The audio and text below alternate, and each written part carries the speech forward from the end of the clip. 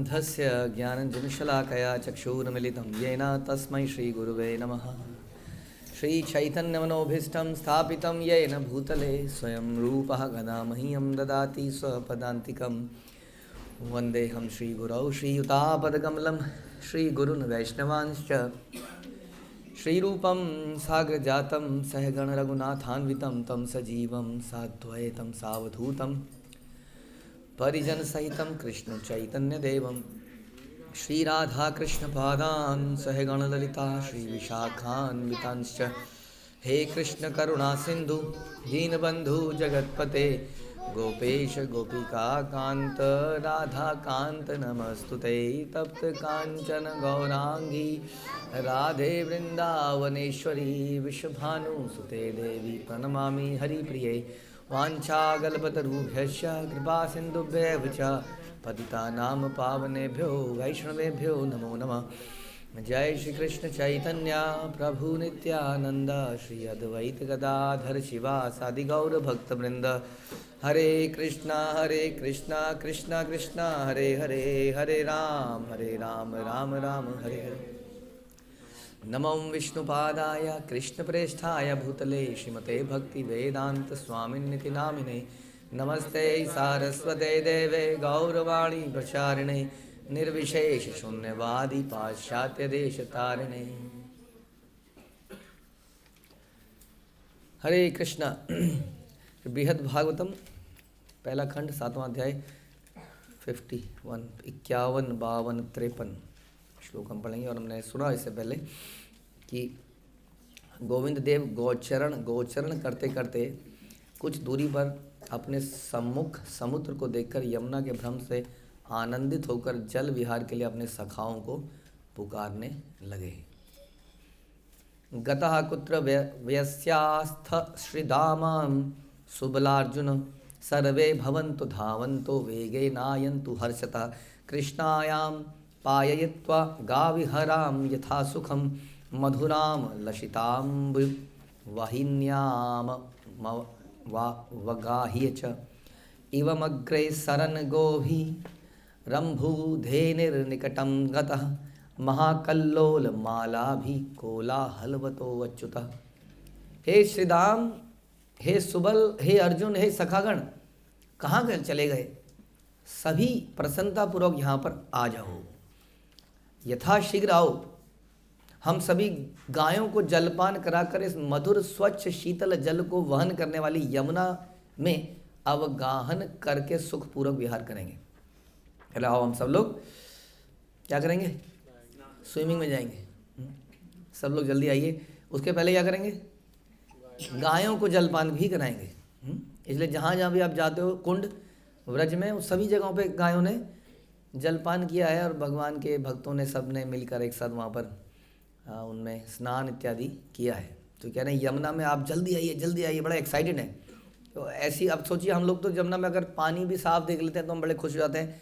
उस पर केवल पानी नहीं है साफ, बल्कि उसमें कमल भी है, कई सारे पक्षी भी हैं, आसपास बड़ी ग्रीनरी भी है।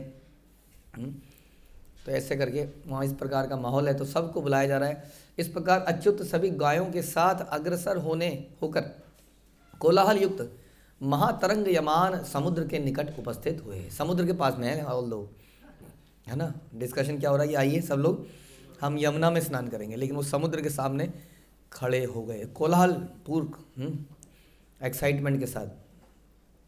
सर्वतो वीक्ष्य तत्तीरे प्रकटां स्वाम महापुरीम आलक्ष्य किमिदं स्वाहम कोहमित्याह विस्मितः। तब श्री कृष्ण चारों ओर निरीक्षण करते हुए उस महासागर के तीर पर सुशोभित अपनी द्वारिकापुरी को देखकर बड़े विस्मित होकर कहने लगे, ओह ये क्या है? ये मैं कहाँ पर आ गया? क्योंकि वृंदावन में तो ऐसा नहीं है ना, ऊंची ऊंची बिल्डिंग है। मतलब उस जमाने में ऊंची बिल्डिंग नहीं थी। ऊंची बिल्डिंग कब बनती है? जब जमीन कम होती है, तभी तो आदमी ऊपर को जाता है। हम नीचे जमीन है तो ऊपर क्यों जाए कोई, बताइए? हाँ, फिर ऊपर लिफ्ट लगाए या फिर नहीं क्या करे, तो नीचे ही फैलता है ना फिर आराम से। तो नीचे ही होता था सब, अनलिमिटेड ज़मीन अभी भी है वैसे तो, लेकिन वो एक ही जगह पे घुस गए ना सब लोग, तो इसलिए ऐसा ऊपर को जा रहा है फिर। तो इस प्रकार से ऐसा तो देखा नहीं था वो द्वारका, तो हो द्वारका में तो जगह कम ही, समुद्र के बीच में है ना, लिमिटेड जगह है, तो वहाँ फिर बड़े बड़े पैलेसेस बने हैं। ऑल्दो एनीवे बहुत बड़े बड़ा, वृंदावन की अलग महिमा है और शहरों की अलग है, गाँव की अलग है। तो इस प्रकार से देख कर गाँव के जीवन अलग है, वो अलग प्रकार का सुख है। कई लोग भक्त हमसे पूछते हैं क्या हमें सुख मिलेगा भक्ति करके, बताइए। दिन रात तो भगवान की लीला में हम ये देखते हैं कि भगवान ही हैं केवल, ऐसा लगता है वो और उनके साथी लोग केवल सुख, काम करते हुए हम सुनते नहीं हैं उनको कुछ खास, क्या काम कर रहे हैं अभी भी। तो बताइए जिनका जीवन ही ऐसा है कि पूरे दिन क्या करना है, पूरे दिन आनंद में रहना है, तो फिर भाई अभी हमें क्यों इतना वरी है कि अगर हम भक्ति करेंगे तो हम आनंद में आएंगे, क्या मेरी इच्छाएं पूरी होंगी, क्या मैं ये कर पाऊंगा, क्या मुझे इच्छाएं, आपकी इच्छाएं ज़रूरी थोड़ी है आपको सुखी बना दें। क्वेश्चन यही आता है बार बार, बताइए जी आप सुखी रहना चाहते हो, अपनी इच्छाएं पूरे करना चाहते हो, सोच के बोलो। क्या बिना इच्छा पूरी हुए आप सुखी हो सकते हो, बताओ। नहीं है, विराट टू कह रहे नहीं, कैसे सही तो कह रहे हो। जब मेरी इच्छा पूरी नहीं होगी तो मैं सुखी कैसे जाऊँगा, कोई एग्जाम्पल है आपके पास। बिना इच्छा पूरी हुए हम सुखी हो गए, इच्छा पूरी नहीं हुई लेकिन हम सुखी हो गए, बहुत नहीं आना ना, तो इस्तेमाल नहीं हो सकते। और इच्छा पूरी होते हम सुखी हो गए, इससे एग्जाम्पल है। हर चीज़ मना थोड़ी कर देंगे। मेरा आम खाने का मन था, मैंने आम खा लिया, मिल गया, इच्छा, मज़ा आ गया, आनंदित हो गए। मेरा मन था साइकिल चलाऊं, साइकिल मिल गई, आनंदित हो गए। मेरा अच्छा था साइकिल चलाऊं, साइकिल नहीं मिली और हम आनंदित हो गए, ऐसा कैसे।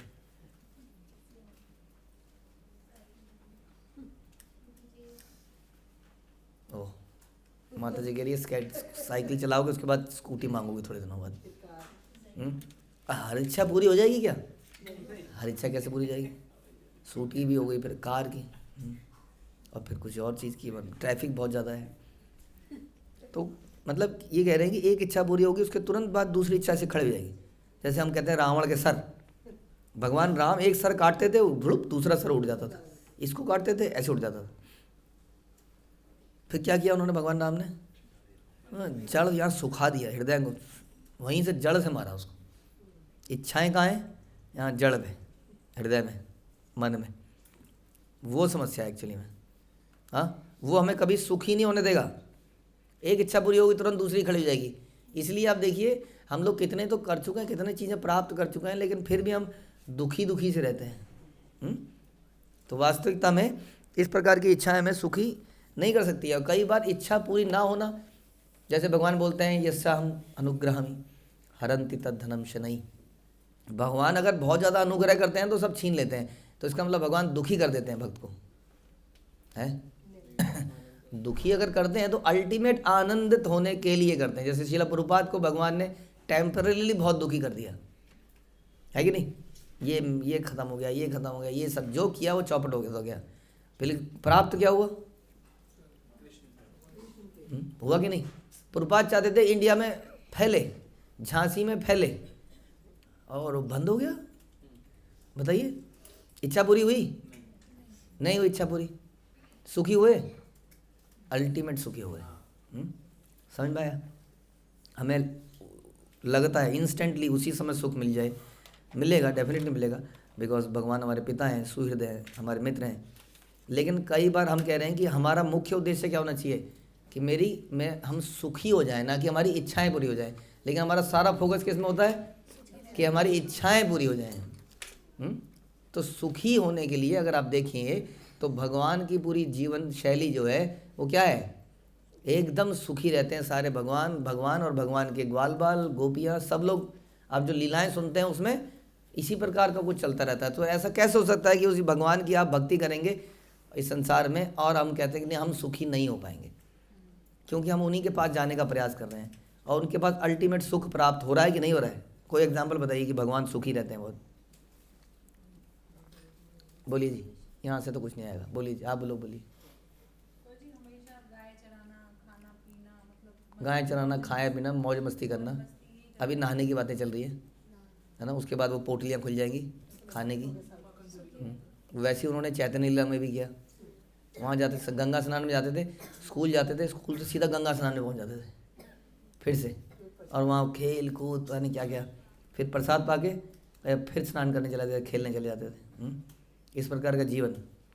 हाँ, तो भगवान की सारी लीलाओं में आप ऐसे ही कुछ कुछ चीज़ें देखते रहोगे, सुनते रहोगे, तो फिर वही तो प्राप्त करने के लिए करें। तो हम सुखी होने के लिए तो कर रहे हैं सब कुछ, और क्या कर रहे हैं। और क्या पता हम सुखी ना हुए, प्रभु जी अब फेल हो गए तो Krishna will protect us, that's what he says. योगक्षेमम वाम्यम, ही विल, वो इंश्योर करेंगे हम वहाँ पहुँच जाएँ। ददामि बुद्धि योगम, प्रोवाइडेड कि हमारा प्रयास जेन्युइन हो। इसलिए कभी ये चिंता नहीं करनी चाहिए क्या हम सुखी होंगे, हम दुखी तो नहीं जाएंगे भक्ति करके। सारे जिंदगी के, सारे संसार के लोग सुखी आनंदमय रहेंगे और हम हरे कृष्णा करते रहेंगे, ये छोड़ देंगे वो छोड़ देंगे। ऐसा तो इस जीवन में भी नहीं है। पहली बात तो इस जीवन में भी सुखी हो जाता है भक्त, और फिर उस जीवन की तो बात ही अगर है, हाँ, जिसके बारे में लोगों को मालूम तक नहीं है। तो ऐसे सुखी जीवन में से अचानक से भगवान को सामने क्या दिखा, द्वारकापुरी दिखी। अरे ये क्या चीज़ है, इत्येवं चमत्कारम मुहुर्जल्पन महार्णवम पुरींजा चालोचयन प्रोक्ता श्रीमत् संकर्षणेन सह। इस प्रकार आश्चर्यचकित होकर श्री कृष्ण जब बार बार जल्पना करने लगे तथा समुद्र और द्वारकापुरी को पुनः पुनः देखने लगे, तो बलदेव ने कहा, बलदेव ने क्या हुआ, वो गड़बड़ हो गई, समझ में आ जाएगा इसको क्या हो रहा है। अब इसको समझ में आ जाएगा ये सब झूठ है, ये सब मेरे साथ ऐसा किया गया है। और फिर वो क्या करेंगे भगवान, फिर वो रोने लग जाएंगे। तो बलदेव जी बोले तभी तुरंत, आत्मानमनुसंदेहि वैकुंठेश्वर मत्प्रभो अवतीर्णो वसी भूभा रहा राय ज्ञापितो मरे दुष्टान संहार तष्टिष्टान प्रतिपालय संप्रति यज्ञम पैतृ सवस्य यस्य धर्मराजस्य संतनु। हे प्रभु वैकुंठेश्वर, आपने अपने आप को समझिए। आप देवताओं के द्वारा प्रार्थना किए जाने पर भूभार हरण के लिए धराधाम पर अवतरित हुए हैं। अतएव जब अब दुष्टों का संहार और शिष्ट जनों का परिपालन कीजिए और अपनी बुआ के पुत्र धर्मराज युधिष्ठिर के यज्ञ का विस्तार कीजिए। राजसूय यज्ञ इत्यादि डिफरेंट ड्यूटीज़। कई बार ना याद करो, जब कोई चला जाता है हमारे जीवन से, कई बार तुम्हारे देखो बच्चे भी हैं, तुम ऐसा करोगी तो इन बच्चों का क्या होगा, इनको भी तो केयर करनी है। जिम्मेदारी तुम्हारे ऊपर कितनी जिम्मेदारी है, ये करना है तुम्हें, ये करना है, तुम ये करना है। मानता हूँ बहुत ज़्यादा दुखी है संसार, लेकिन तुम्हें अपनी जिम्मेदारियाँ भी तो निभानी है। तो जिम्मेदारियों के चक्कर में बेचारा वो सकपक आ जाता है, वो भूल जाता है सब। हाँ यार छोड़ो, अब ये तो करना ही है, करते हैं इसको। भगवान को कह रहे हैं तुम तो बोझ उठाने के लिए, संसार का बोझ को कम करने के लिए आए हो, वो दुष्टों को मारने के लिए आए। ये करना है, वो करना है, उसको मारना है, उसको करना है, ये करना है, युधिष्ठिर का राज्य को फैलाना है, काम याद दिला रहे हैं। प्रतिष्ठितस्य ये वासो चक्रवर्ती युधिष्ठिर अनुशाल्वदिष्टि दुष्टानां विभेदी वरि विक्रमात्। आपने ही धर्मराज युधिष्ठिर को चक्रवर्ती राजा के पद पर प्रतिष्ठित किया, किंतु इस समय वे अनुशाल्व आदि दुष्टों के बल विक्रम को देखकर भयभीत हैं। ऐसे थोड़ी आपने राजा बना दिया उसको छोड़ दोगे, उसकी रक्षा करना आपका कर्तव्य है। तत्र गत्वा तान हन्तुम यतस्व यदुभिः सह तवैव वैरस्तस्ते ही तावकान पीड़यन्ति तान। अतएव अब आप यादवों के साथ श्री युधिष्ठिर के पास जाकर सभी दुष्टों का संहार कर दीजिए। आपके साथ उन दुष्टों का वैर भाव ही उनके द्वारा आपके प्रिय युधिष्ठिर को पीड़ा देने का विशेष कारण है। वो युधिष्ठिर को तंग इसलिए कर रहे हैं क्योंकि युधिष्ठिर आपका प्रिय है। ये व्यक्ति लोग, सब लोग व्यक्ति में आपसे वैर रखते हैं। युधिष्ठिर तो एक प्यादा है, प्यादा सैनिक, छोटा सा आदमी है। वास्तविक प्रॉब्लम किससे है? आपसे है। इसलिए आपके चक्कर में युधिष्ठिर प्रॉब्लम में है, आपको जाना ही पड़ेगा युधिष्ठिर को बचाने के लिए। श्री परीक्षित उवाच एवं रसांतरम नीत्वानुजम स्वस्थयितुं वचः यदुक्तम बलरामेण श्रुत्वा भावांतरम गता। बलराम ने श्री कृष्ण को इस प्रकार से रसांतर में ले जाकर स्वस्थ करने के लिए जो कुछ भी कहा, उसे सुनकर कृष्ण एवं अन्य भावावस्था को प्राप्त हुए। रसांतर कर दिया एकदम से, बिल्कुल। कहाँ वृंदावन जल में क्रीड़ा करनी है, बचपन खेल कूद, और अचानक से जिम्मेदारियाँ, बिल्कुल ही बदल दिया माहौल। तो फिर क्या हुआ? जगाद भगवान क्रुद्धो भ्राता शाल्वानुजादया केते वरा का हंतवा गत्वेकेन मया युधुना। भगवान ने क्रोधित होकर कहा, भैया उस शाल्व के अनुज आदि कौन है? उसी भाव में आए, कौन कर रहा है युधिष्ठिर को तंग? वे तो अत्यंत तुच्छ हैं, मैं अकेला ही उनका संहार कर दूंगा भैया। एकदम से देखा कितने इंटेलिजेंट है बलराम जी। तो इसका मतलब वाकई भगवान को कुछ करना था, है ना।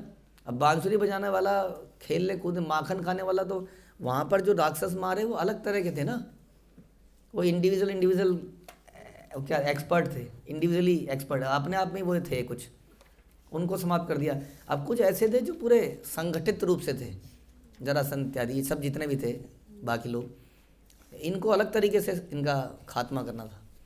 तो जिम्मेदारी थी, ऐसा नहीं है भगवान अरे पूछा गए क्यों नहीं, कुछ करना था उन्हें, वाकई में कुछ करना था, बहुत कुछ करना था। और करा भी, द्वारका में आने के बाद न जाने कौन कौन आए भगवान पे, उनका समाप्त भी किया।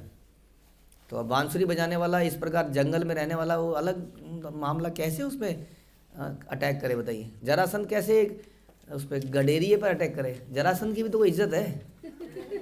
सोचिए कितनी अक्षुणी सेना लेके आया है, किससे लड़ना है, वो गाय चराने वाले से। बात नहीं बनती ना जरासंध की भी। हाँ, जरासंध ने मना कर दिया था कृष्ण से लड़ने के लिए, पता आपको। जब भीम अर्जुन और वो गए, तुमसे नहीं लड़ूंगा, तुम्हारा क्या, अर्जुन नहीं बच्चा है, भीम हाँ ये ठीक लग रहा है, इससे लड़ूंगा, ऐसा हुआ था। तो आम आदमी थोड़ी है। तो ऐसा व्यक्ति ग्वाले से कैसे लड़े, तो उसके लिए भगवान पहले राजा बने, बड़े राज मथुरा के बाद सीधा द्वारका में एक तरह के राजा बन गए। तब उनके ऊपर उस कैटेगरी के लोगों ने अटैक किया। तो इस प्रकार एक भाग भगवान की वो जिम्मेदारी भी थी बहुत सारी, तो उसको करना ही था। भवान प्रत्येतु सत्यम में संप्रति यमिदम वचः इत्थम प्रसंग संगत्या मुग्ध भावम जहो प्रभु। आप मेरे इन प्रतिज्ञापूर्ण सत्य वचनों पर संपूर्ण रूप से विश्वास रखिए। भगवान ने बोला बलराम जी को, मैं अकेला ही समाप्त कर दूंगा। इस प्रकार प्रभु श्री कृष्ण ने प्रसंग क्रम से अपने प्रेम से में निमग्न मुग्ध भाव का परित्याग कर दिया। हो गया परित्याग। वृंदावन में चक्र उठाया कभी, बताते हैं वो गोवर्धन लीला में भी चक्र, भगवान ने थोड़ी बोला चक्र आकर, वो चक्र अपने आप ही कुछ कर रहा था ऊपर, भगवान ने तो खाली पहाड़ को उठाया था। अब यहाँ पे क्या करना है, हाँ हमारे उनको शिशुपाल को कैसे मारा, चक्र से मारा। कहाँ पे उठाया चक्र, वृंदावन में नहीं, हाँ उस राजसूय यज्ञ में, वो फॉर्मल असेंबली पॉइंट जहाँ राजा लोग बैठे हैं अस्त्र शस्त्र लेके, वहाँ पे आदमी चक्र उठा रहा है। तो थोड़ी बात मैं समझ में आ रही है। अब गोपियों के सामने चक्र उठाए बताइए, भाग जाएंगी सारी गोपियाँ, हैं ये नहीं है, ये हमारा नहीं है, ये तो विष्णु है, ये कृष्ण नहीं है। तो इसलिए उस भाव का त्याग करना ही पड़ता है इसके लिए, इसलिए ये ऐसा हो रहा था। परितो मुहुरालोक्य श्रीमद्वारवतीश्वरम श्री यादवेन्द्र महात्मानम प्रत्यभिज्ञात वांस्तदा।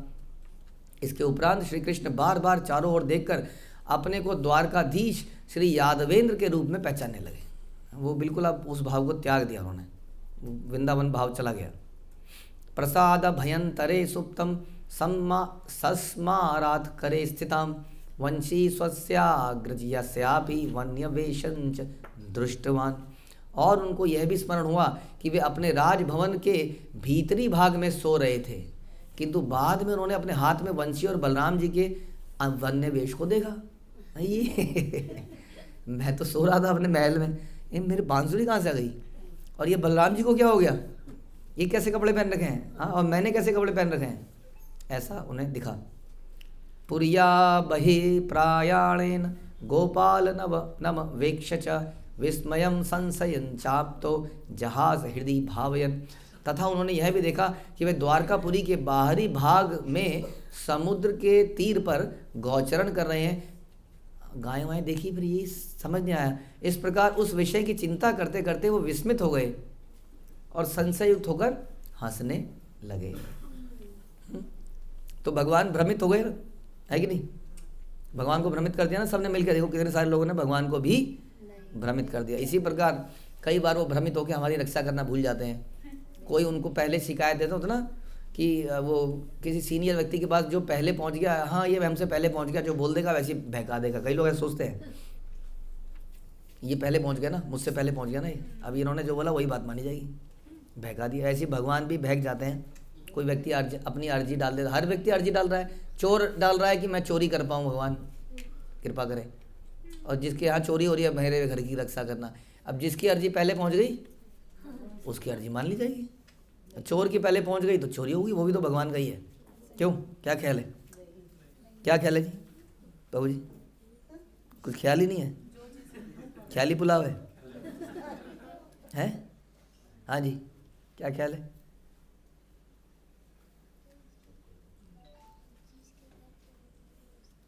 जिसके घर चोरी होगी उसकी बात मानेंगे, कह रहे हैं ये, ऐसा चाहते हैं।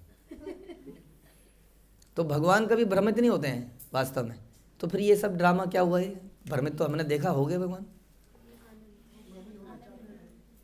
देख, किसी चीज़ में जब डूबो ना जब तक, तब तक उसका आनंद नहीं है। इतना डूबा जाए कि वो और सब चीज़ भूल जाए। जानबूझ के डूब रहे हूँ, है नहीं, जानबूझ के डूबा जा रहा है। आदमी शराब पीता है तो गलती से डूबता है, जानबूझ के शराब पीता है वो, किस लिए? और कई बार कहता है कुछ नहीं हुआ, पूरी बोतल चला दी, हुआ ही नहीं कुछ। तो होना क्या होना था? बेहोशी होनी थी, कुछ मदहोशी होनी थी, वो हुई नहीं। तो वो चाहता है ना हो, अब उसके लिए वो ये सब करता है। और ये जो भाव वाले लोग होते हैं, ये उस भाव में अपने आप ही घुस जाते हैं। जैसे कई फिल्मी एक्टर या कई बार हमारे कुछ प्लेयर्स ड्रामा करते करते उसी भाव में इतने डूब जाते हैं, बिल्कुल वैसे ही डूब जाते हैं, उसका आनंद प्राप्त करते हैं। और भगवान इसलिए, क्योंकि वो रसराज हैं, इसलिए वो हर भाव का वो टोटल आनंद लेते हैं। अब अचानक से वो दूसरे भाव में आ गए, लेकिन ये सब देख रहे हैं यहाँ पर इसका मतलब कुछ हो रहा था, कुछ गाय हैं, कुछ बंसी है, तो हंसने लगे। इसका मतलब कुछ ना कुछ यहाँ ड्रामा हो चुका है, मैंने कुछ कर दिया है। चैतन्य महाप्रभु भी जब भाव से बाहर आते थे तो बोलते थे मैंने कुछ गड़बड़ तो नहीं करी, मैंने क्या किया स्वरूप दामोदर इत्यादि से। ततो हलधरा स्मृत्वा तदीय हृदयंगम सर्वं बर कृतम तस्या कथयत तत् सहेतुकम। इस प्रकार श्री कृष्ण को हंसता देखकर उनके हृदय को जानने वाले श्री हलधर ने मुस्कुराते हुए श्री ब्रह्मा के द्वारा रचित सारी घटना तथा उसके मूल वृत्तांत को समझा दिया। देखो ऐसा ऐसा हुआ है। ब्रह्मा जी के दिमाग में आइडिया आया, क्योंकि तुम तो रोए जा रहे थे और मैं भी रोने लगा। तब ब्रह्मा जी ने ये किया, विश्वकर्मा ने ये बनाया, अब तुम्हें वहाँ ले गए, गरुड़ जी बैठा के ले गए। नारद जी गरुड़ जी देखो ऊपर से जब देख रहे हैं, उन्हें वैसे ही नारद जी को पछतावा हो रहा है कि मेरे कारण हुआ, फिर ये हुआ, फिर ये हुआ, फिर सारी कहानी बता दी। ये सब हो गया। तदोहीण इव ज्येष्ठ मुखम पश्यन् स्मितं श्रितः रामेणो दत्तरिया तत्राब्धो स्नापितो धूलि धूसरा। यह सुनकर श्री कृष्ण अपने ज्येष्ठ भ्राता के मुख की ओर देखकर कुछ लज्जित हो गए, शर्म आ गई उनको और मंद मंद हंसने लगे। तब बलदेव ने और कुछ भी नहीं कहा और श्री कृष्ण के धूल दूषित अंगों का मार्जन करके उनको समुद्र में स्नान कराया। यमुना से अब समुद्र में स्नान किया उन्होंने। तदानीमेव संप्राप्तम भगवत भव को विधम आरुहाल क्षित सत्याक्षम निज प्रसादा मागत। उसी समय भगवान के भावों को जानने में निपुण गरुड़ जी भी वहाँ गए। गरुड़ जी ने कहा अब क्या, अब मेरी जरूरत है, क्योंकि अब द्वारका भाव में आ गए। हाँ, वृंदावन में गरुड़ जी आते हैं, वृंदावन में कहाँ वो ऐसे ही पैदल ही चलते हैं हर जगह, ज़्यादातर बैलगाड़ी में बैठ जाते हैं, बस गरुड़ की जरूरत नहीं है वहाँ। अब गरुड़ जी वहाँ पर उपस्थित हो गए, अतः श्री कृष्ण उन पर चढ़कर अलक्षित रूप से अपने राजभवन में पधारे। क्या दिव्य विमान होगा उनका, है बिल्कुल उड़ता उड़ता। ये ऐसा नहीं है एयरपोर्ट पहुँच के एक टैक्सी लेंगे और उसके बाद वहाँ जाएंगे फिर घर पहुँचेंगे।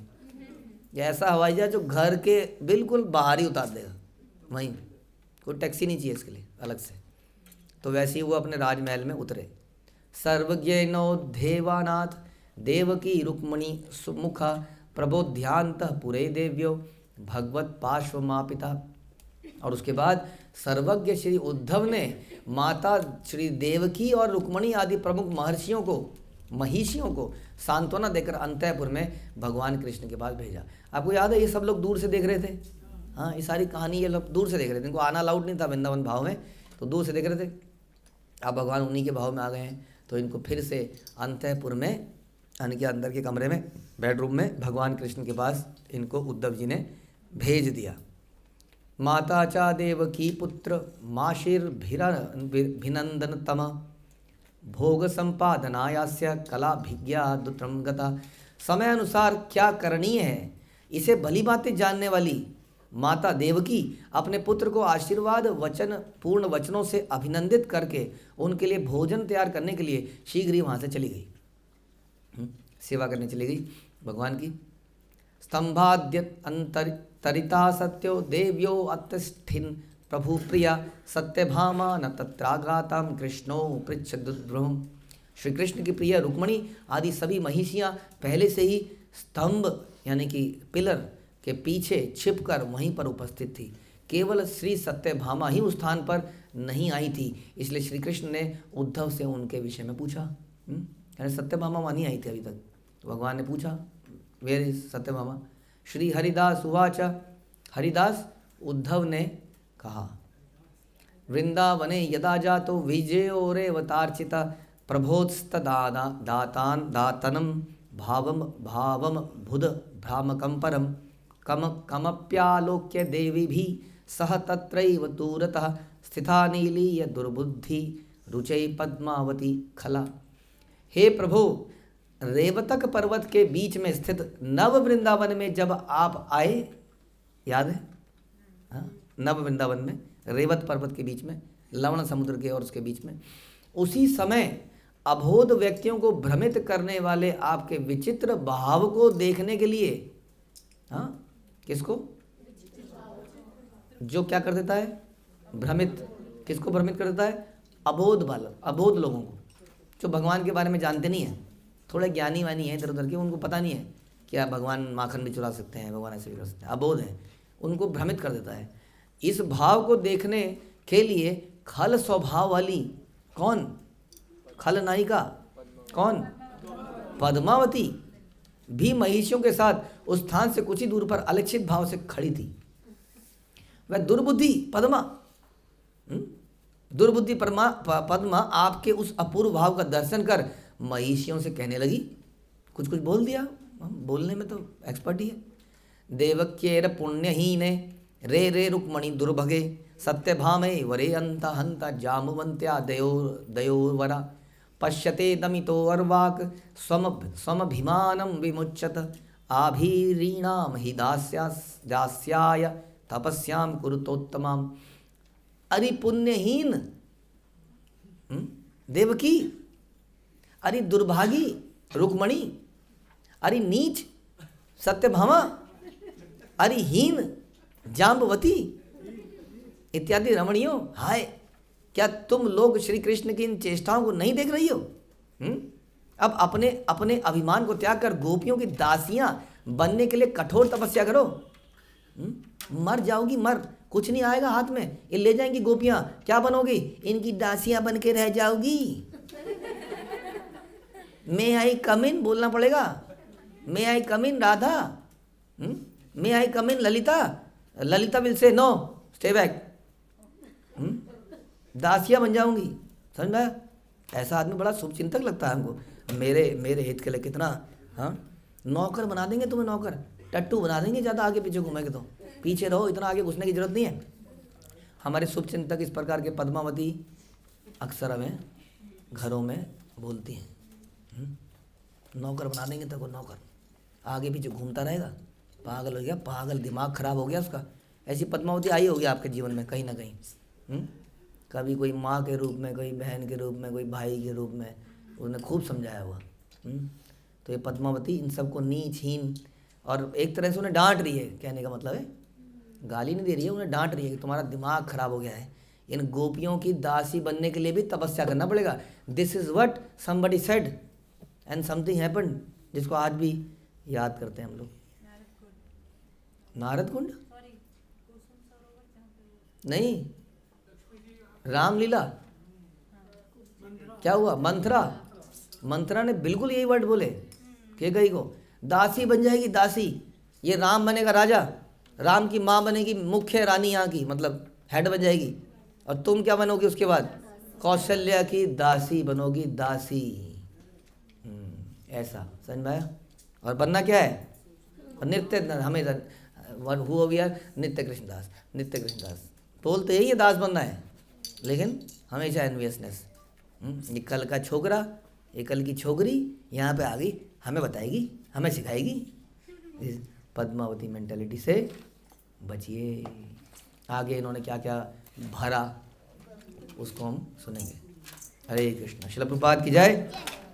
श्री बृहद भागवतम की जय।